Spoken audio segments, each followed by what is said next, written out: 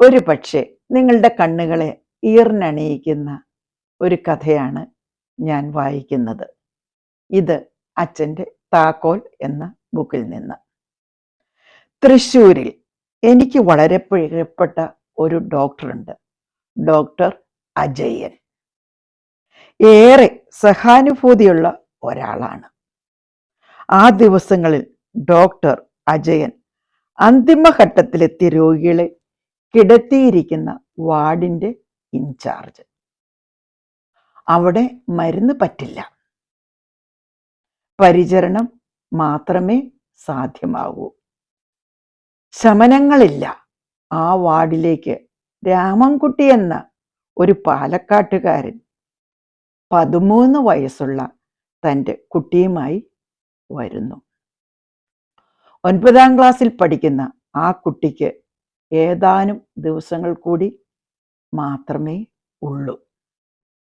എന്ത് കൊടിയ ഉറക്ക ഗുളിക കൊടുത്തിട്ടും കുട്ടി ഉറങ്ങുന്നില്ല. ഐസൊലേറ്റഡ് വാർഡാണ്.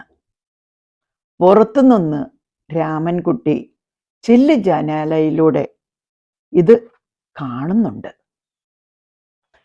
ഡോക്ടറെ രാമൻകുട്ടി വിളിച്ചു. എന്നിട്ട് പറഞ്ഞു, എൻ്റെ കുട്ടിക്ക് എന്ത് മരുന്ന് കൊടുത്താലും ഉറങ്ങില്ല. എന്താ കാര്യം? അവന് വയ്യാണ്ടായ നാള് തൊട്ട് അവനെ ഞാനെൻ്റെ ചങ്കിലിട്ട വളർത്തിക്കൊണ്ടിരിക്കുന്നത്. അതുകൊണ്ട് പൊന്നു ഡോക്ടർ ഒന്ന് അനുവദിക്കുമെങ്കിൽ ഞാൻ അവനെ ഒന്ന് ചേർത്ത് പിടിച്ച് കൊട്ടുകൊട്ടി ദേ അവനെ ഇപ്പം ഉറക്കി കാണിച്ചു തരാം. ഡോക്ടർ അജയൻ പറഞ്ഞു, അത് ശരിയാവില്ല രാമൻകുട്ടി, നിങ്ങൾക്കും നല്ലതല്ല, കുട്ടിക്കും നല്ലതല്ല, വേറെയുമുണ്ട് പേഷ്യൻസ്, ആർക്കും നല്ലതല്ല.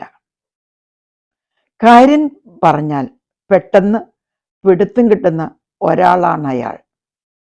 അപ്പോൾ രാമൻകുട്ടി പുതിയ ഒരു നിർദ്ദേശം വെച്ചു.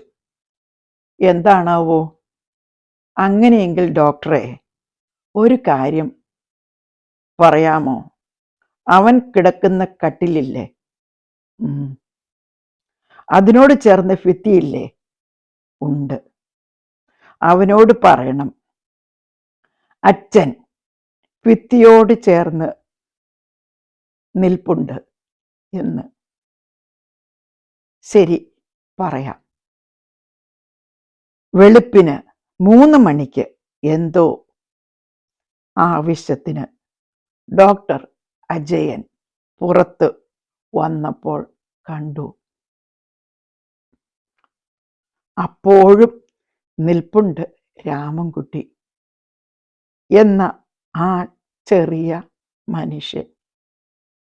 തൻ്റെ നെഞ്ചിൻകൂട് ഭിത്തിയോട് ചേർത്ത് പിടിച്ചങ്ങനെ